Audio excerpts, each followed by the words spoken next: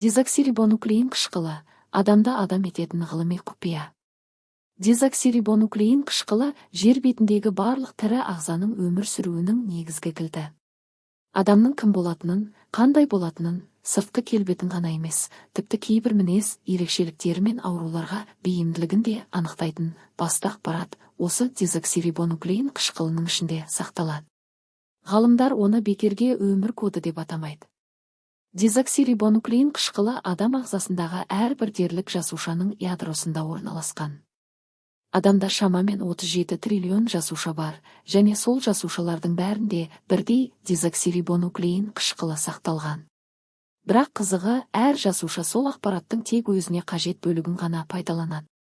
Сол себепті ми жасушасы ойлауға, жүрек жасушасы соғуға, ал тері жасушасы қорғанысқа жауап береді. Дезоксирибонуклеин қышқылының құрылымы ерекше, ол қос спираль түрінде болады. Бұл бір-біріне оралған екі тізбектен тұратын күрделі құрылым.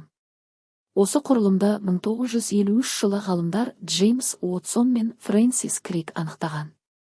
Бұл жаңалық биология мен медицинада төңкеріс жасады, себебі тұқым қуалаушылықтың қалай берілетіні алғаш рет нақты түсіндірілді. Дезоксирибонуклеин қышқылы 4 негізгі элементтен тұрады: аденин, тимин, гуанин және цитозин. Осы 4 элемент әр түрлі ретпен орналасу арқылы адам бойындағы барлық ақпаратты кодтайды. Көздің түсі, шаштың құрылымы, бойдың ұзындығы, дауыстың тембрі бәрі осы комбинацияларға байланысты. Ғалымдардың айтуынша, адамның дезоксирибонуклеин қышқылының 99,9% барлық адамдарда бірдей. Ал қалған 0,1% ғана әр адамды бір-бірінен ерекшетеді. Тағы бір таңғаларлық ғылыми дерек, егер бір ғана адамның барлық жасушасындағы дезоксирибонуклеин қышқылын бір жіпке тізіп шықсақ, оның ұзындығы жер мен күннің арақашықтығынан бірнеше есе ұзын болар еді. Бірақ сол орасан зор ақпарат микроскоппен ғана көрінетін кішкентай ядроға сыйып тұр. Бұл табиғаттың ең ғажайып құбылыстарының бірі.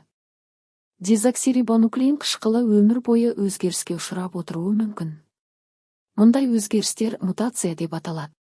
Кейбір мутациялар зиянсыз, кейбірі ауыр ауруларға себеп болады, ал кейбірі адамзаттың дамуына үлкен әсер еткен.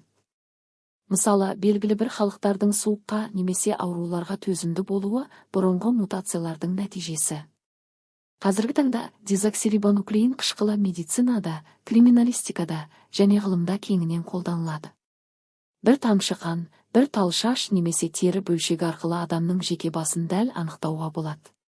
Әкелік тесттер, қылмысты ашу, тұқым қуалайтын ауруларды ерте анықтау бәрі дезоксирибонуклеин қышқылының арқасы. Ғалымдар болашақта дезоксирибонуклеин қышқылы арқылы көптеген ауруларды толық емдеуге болады деп сенеді.